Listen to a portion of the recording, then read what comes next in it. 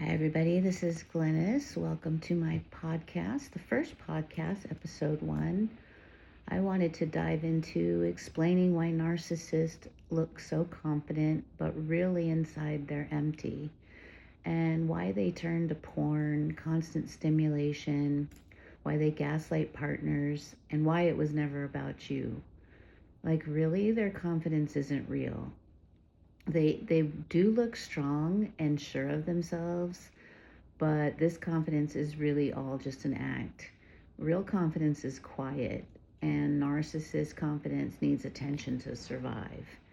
If you think of like a duck on the water, on top of the water it looks calm, right? But underneath, if you could see, its feet are frantically moving, and that's how a narcissist is. They're always having to think 10 steps ahead, and how can I manipulate this person to get the fuel that they need, that dopamine hit for them to feel alive, because they feel so empty. And then silence also is scary to them. They don't like being alone with their thoughts or having to face themselves, because being present feels hard. So they are always running away from themselves. They need distractions and stimulation to avoid feeling that emptiness. I remember the ex-narc I was with always had to be busy.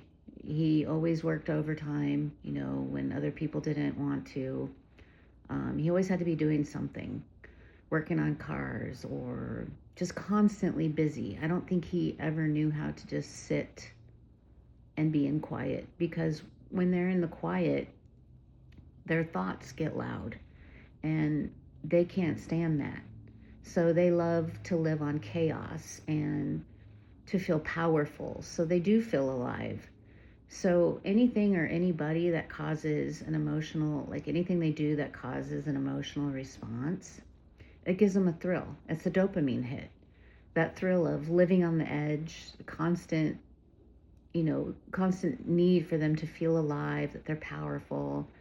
They're simply, all their busyness is simply chaos wrapped in what looks like being productive.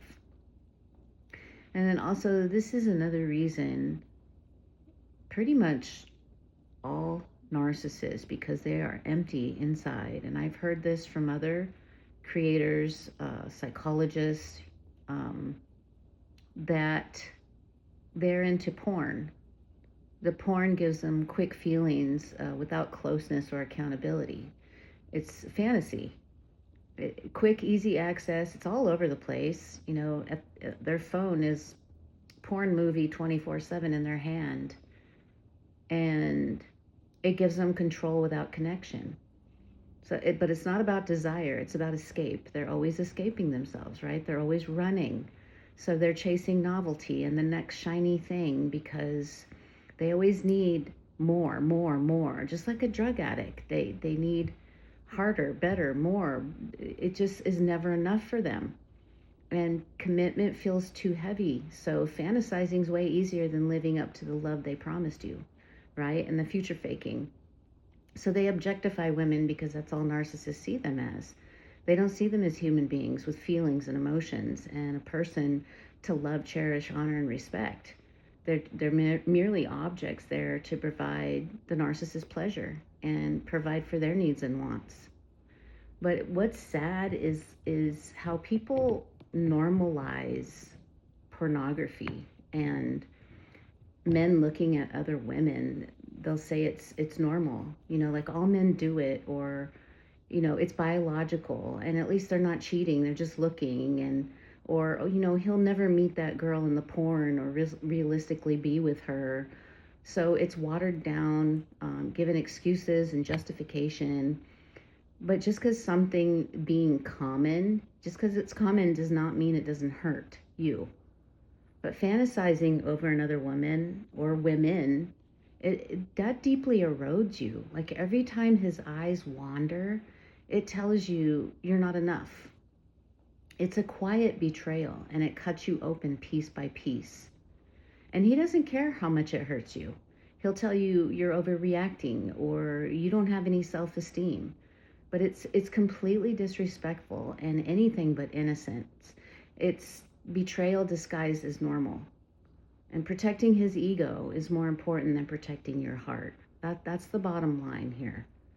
And then when you speak up about it, they'll gaslight you all the time. They'll say that you're insecure, controlling, or they don't have to look at their behavior. They don't want to. They'll deny even looking at this other woman or women and saying, oh, I was looking somewhere else and you just thought I was looking at her. You're being paranoid.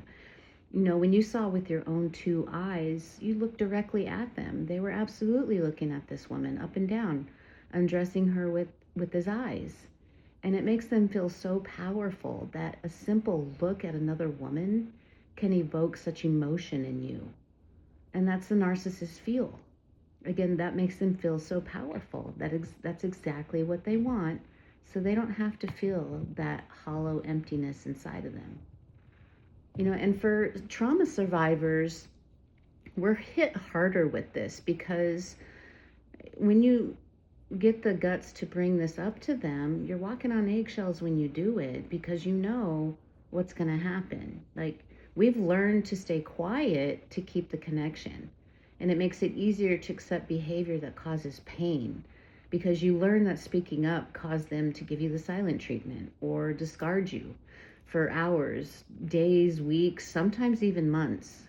And meanwhile, during that time, they're getting with new supply. They're not thinking about you. They're meeting their own needs. They condition you that if you speak up, they will go silent. And you know that they aren't silent alone because during that time, they are always with other supply. Always. They cannot be alone.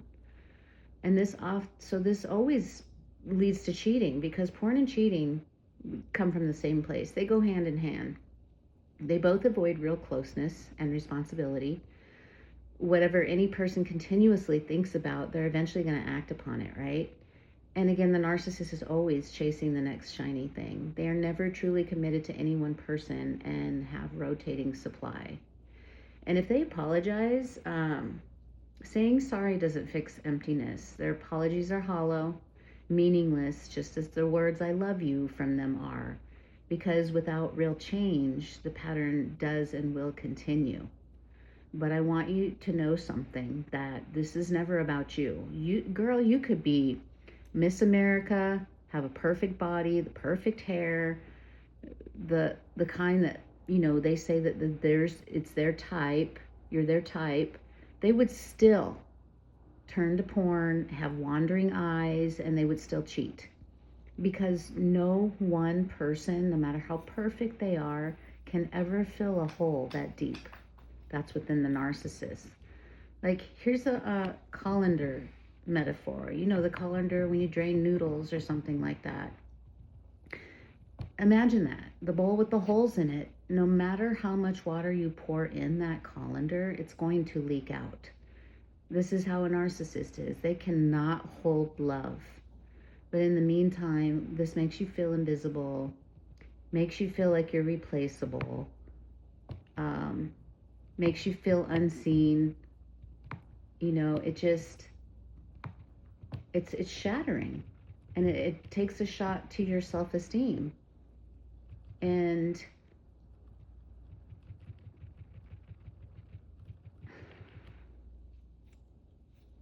it numbs you. You question your worth, you compare yourself, you shrink yourself, you numb your feelings out. But again, this behavior is not confidence. It's emptiness trying to hide. Because real love includes care, self-control, and presence. And you weren't the problem. You were loving someone who couldn't hold that love. And they won't with anybody. And they're not going to magically change with the next person either. So if this video put words to something you've been feeling but couldn't explain, pause for a moment, and I want you to hear this clearly. You were never too sensitive. You were responding to something real. If you spent years questioning yourself, shrinking, or wondering why love felt empty, this channel exists for you. Like, I talk openly about narcissistic abuse, share some of my own experiences, talk about gaslighting, emotional neglect and healing, not shame, and help people reconnect with their self-trust. So if this resonated with you, here's what you can do next. Subscribe so you don't have to find clarity alone again. Share this with someone who keeps asking, why do I feel like I'm not enough? And check the links in my bio for tools and resources to support your healing. You don't need to minimize your experience to survive anymore. Clarity is the beginning of your freedom. Keep healing. You got this.